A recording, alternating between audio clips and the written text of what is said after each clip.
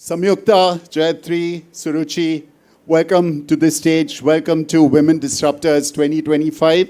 And we're looking at understanding more about how we all, and all the women out here and all the others also can understand how to work collectively towards achieving goals. So over to you guys.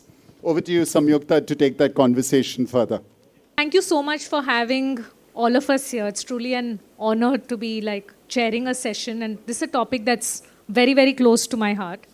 I think I've spent the past 2 decades or so shaping a lot of brands, building businesses, and now recently coaching a lot of women leaders.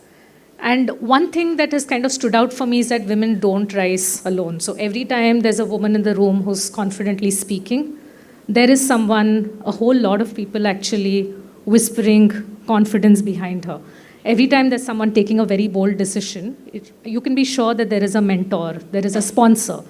Or even still, like one of my coaching conversations just this morning, I had a woman leader tell me that I had completely given up hope when someone just told me, go for it. Random stranger who just told me, you can do it. And I actually ended up doing something that I never thought I could. So I think this entire space, and as I sit down with a lot of powerful women, right, there's so much of vulnerability and powerful moments that happens in coaching conversations. There are some of these common themes that keep emerging. Shouldn't, but does. One thing is the imposter syndrome, where there should be brilliance, but it's always like, do I really deserve this? You know, am I good enough? Do I know what is to be said? And it's coming up again and again and again. And coincidentally, I don't find this to be a topic when I coach male leaders. So there is something there to kind of think about. The other space is this entire space of, how do I take more people with me? But it's scary because it's so lonely at the top. And I don't know how many women are leaders, especially, are talking about it, because you get to that stage expecting this collaborative, collective leadership that is supposed to happen.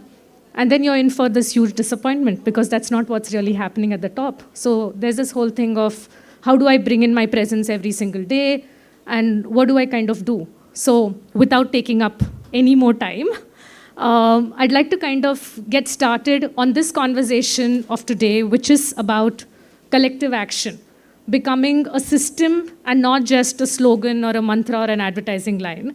So my first question is for actually both of you, right? And it's a little personal because I thought everyone's kind of gathered here to know a little bit more about your individual journeys, right? So what I want to know is, what was that first moment in your career when you realized that your voice matters in the organization? Am I audible?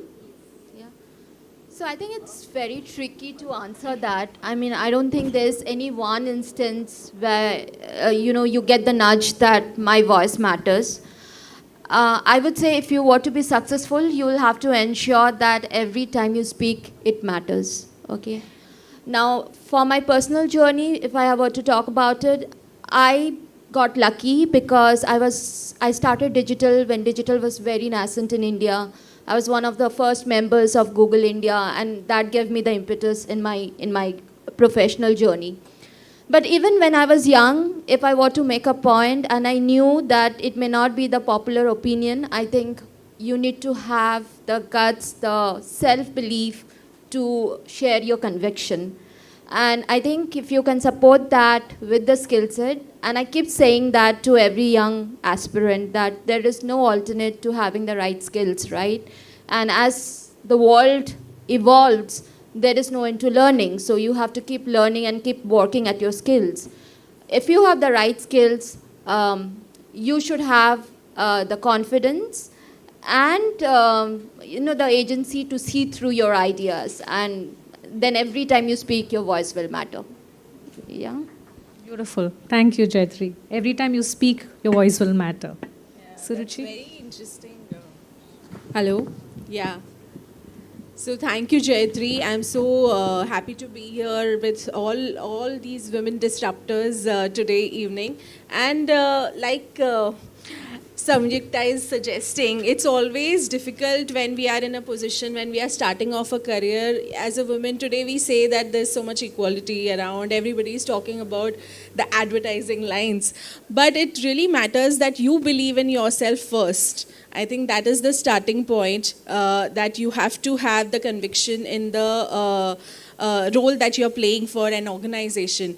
It's not only about proving it to somebody else, it's about enjoying the work that you're doing and doing it with complete conviction. Because I think with my experience, I have been working earlier as a journalist, then moving to production, and now I'm part of the Bajaj Group's corporate communications team. I'm heading the digital strategies and communication reputation piece for the group.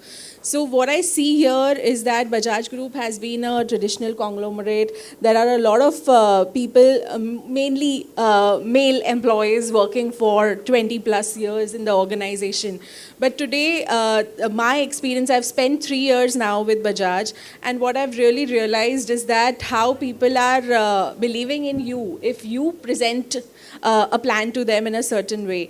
And now the way digital is moving, I really feel that I have been lucky that I have, in today's time when we have this much exposure, every day is a learning, every day we are having new opportunities today. So I think that's the first point. We believe in ourselves. Go out there, present your plan and with conviction, and obviously the team then comes behind and they support you with their whole heart. That's been my experience, but I'm sure there are other stories as well. So I think that's the starting point, like I said. Be there with confidence and keep showing up every day. That'll give you the success is what I can say. Beautiful. So I had a question for you, a segue actually from what Suruchi just mentioned. Is there a policy that you have driven or seen in the organizations that you worked at which has actually led to changing the dynamics for women within the workspace? So I'll take this opportunity to talk about one of the initiatives that I lead here, and it's something close to my heart. It is not a direct answer to the question, but kind of talks about the larger landscape that we are in today. See, before we started the discussion, we said that, while individually you may be able to make small changes, for large-scale changes, you need collective action, right? Of course, individually you'll have to back yourself up, but for you to be making social impact, there has to be public-private participation across levels. At PayNearby, we have an organization. By nature, we are a very inclusive at heart organization. So our motto is to make life better and simpler for everyone, including last mile citizens. And while we are at it, we do want to make an impact for women too, because at the end of it, 50% of our country is us, right? And if women do not develop, the country cannot actually develop and see its full potential. So while we take steps to make the organization a safer and better place for people like you and me, who I would say are the privileged lot, having earned the education, having the family support to make it where we want to go. The larger India, Bharat as we call it, okay, we have 50% of India, about that's more than 70 crore population, which is female population. And out of it, 70% of them reside in rural India. And they do not really have the opportunity that you and I have today. So at PayNearby, I lead an initiative which is called the Digital Nari Initiative, where our focus is how do we impart a lot of the services that you and I have access today that enables us to meet our full potential. How do we get those services to the last mile woman? And if you look at the larger landscape, if you look at financial inclusion, ownership of asset, food security, even access to a mobile phone, you will find that there is gender gap everywhere, right? So at Digital Nari, what we are trying to do is that we are trying to say that we are going to create one woman influencer at every Gram Panchayat in the country, which is 6 lakh villages in the country, right? So we will have a woman influencer in every gram, every village in the country. And through her, we will ensure that access to sanitation, health, savings bank account, e-commerce, lending, insurance, whatever is required for every woman in India to meet her full potential, this lady will be the harbinger of that change in her community. So that is what, as an organization, we are trying to do. But again, as I said, it is not, even collectively within the organization, it is not possible unless we get public-private partnership, unless we get development organizations, unless we get ministries, governments to participate with us. And we are thankful that we are getting that kind of recognition and acceptance. We are participating, right from state rural livelihood missions across multiple states in the country to many CSR bodies, foundations that are coming and helping us in this initiative. And I think now it is the turn of each and every individual in this room that while we are thankful for the opportunities that we've got, and we need to keep working at it so that we ourselves get to the full potential, but how do we utilize that for the larger good? Yeah, thank you. Beautiful. Perfect. How did this make everyone in the audience feel, this whole Digital Nari initiative and the fantastic explanation that was given? Just show of hands. Okay, on that note, so you mentioned you're from Bajaj, right? And you head the entire Copcom. Sorry. You head the entire Copcom piece there. Is there anything, and I know you're very passionate about the whole space of digital and storytelling, having been a journalist yourself. Have you seen or have you all done anything in that space where you've used digital storytelling to kind of either shape policies within the organization, or since there's so much of customer-facing activity happening, consumer narratives? Yeah, definitely. And these are the kind of initiatives that we should be talking about. And even at Bajaj, I'm really glad that we have an entire CSR arm and Bajaj Foundation. I'm not sure if everybody knows because, like I was mentioning earlier, they are a very traditional conglomerate. So they don't really believe in talking about the work that's been done in the CSR or the philanthropic field. Whereas comparatively today, when we see the kind of publicity, promotions that go on in every little aspect, be it any corporate, I don't want to mention, but I'm just saying that there's a lot of display of action than the real action that's been done on ground. But here, the moment, like 3 years back when I have moved to Bajaj, the simple initiative that we started is making our little video films that go on YouTube. We are not at all doing any paid promotions for these videos. They are just about sharing those impacts with the villagers and letting them know that how they can also be a part of this initiative. So just to mention, there's a Damini FPO in Wardha, Maharashtra.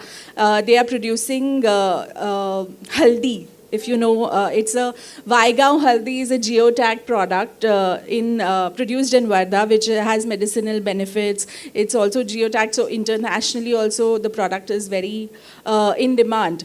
But the teams were not really talking about it because they were like, within the periphery, jitna ho sakta hai, utna karenge. But then when I moved, I realized that a simple passing on the message, and today because we have this kind of facilities through digital, we can really share the content with so many of our similar target audience. So that is an initiative that we've started, and it's got very good response. We've started a Dhey initiative where people from different NGOs are coming and seeing what the work is done by Bajaj Foundation, and similarly vice versa. So it's about the collective action and collaborating together and learning from each other and moving forward. Because today everyone has their own USPs. We can collectively come together and see how different areas need different kind of programs, initiatives that can make the rural development in a better, sustainable manner.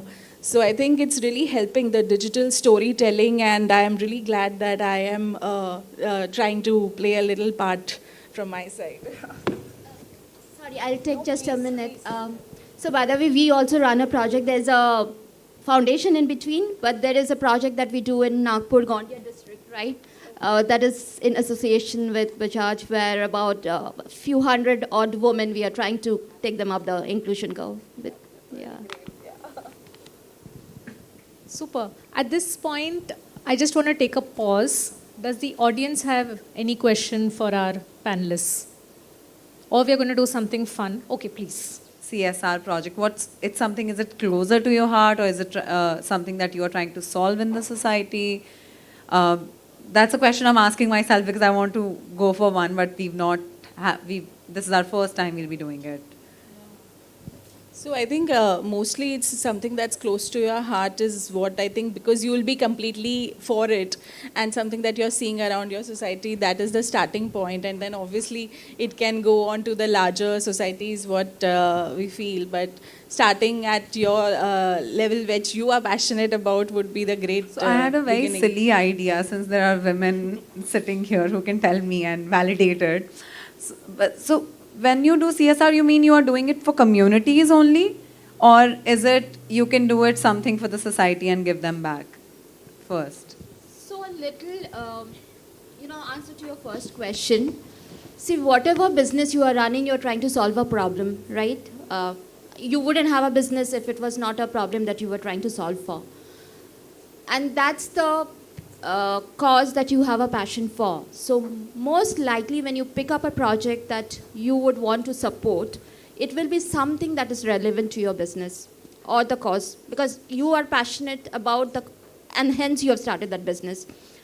So my advice would be that understand what are the causes that is close to your business, because then one, you are giving back to the society, and that also helps to build the brand that you are working for. So it serves the dual purpose of both, your brand building and the cause that you are passionate about. You are supporting a cause similar to that. I wanted to do branding for these vendors, jo chote dukaan wale hote hain, those who don't have, because I understand marketing well. So I was wanting to do that, but again, it's not solving for a community, and I don't want to take everyone's time. So anyone else can ask a question. No, but this was a brilliant example of why we've gathered here today. Collective action. I think we just saw it live. So thank you for bringing this up. Yes, please pass the mic. So I think I have an answer for Parul. I know you. I know that you have a startup for fringes and stuff, right? And again, it's very close to what you do, is because I know in the industry there's a lot of requirement of shift in looks and fresh, and every time there's an update that's required, and you guys have stopped spoiling your hair. Because of that, you've done that, right? Since it's hair, and we already know that there is a lot of the women are coming out stronger now because of social media. Having said that, cancer survivors and fighters, right? Oh, lovely. So yeah, that's what, right? So it's something that you're going to be probably doing out of the business, right? Currently, maybe you're doing it. I don't know how you're doing it, because obviously I didn't know. It's just, came up to my mind. But maybe you can just give out something out of the business as, a cause. Because that's again like what ma'am said, that, it's very close to what your business is. So maybe that can probably stitch in and could work out for you. It was just a thought. I just thought I'll bounce it off to you. The Niche Hair is a brand which not only make real hair wigs. It also provide. It's made of a human hair and gives cancer patients also. She's supporting from the start of her business, and that's the biggest cause. I guess she's already doing it socially and responsibly. I feel. So chemo patients are a good project, good place where you can, because you are into the hair business, and they're the one really need it, because they lose hair, and not everyone can afford the supplement, like hair supplements and all everything, and they lose a lot of confidence because of hair. Still 5% is getting saved, so I'm like, where else can I put it? What else can I do on the larger scale? But definitely. Yeah, so that was thank you. Well, thanks everybody. It was so nice to see such active participation from all our attendees here. It really shows that these conversations are of interest and this is what we're talking about, the power of collective action. Well, what started here on stage is actually cascaded onto all you wonderful people who are actively involved in in disrupting the way business is done, the way marketing is done. Well, great. You need to give yourselves a great big hand, as well as our wonderful panelists out here, Samyukta, Jayatri, and Suruchi. Come on, let's hear a big round of applause for our panelists.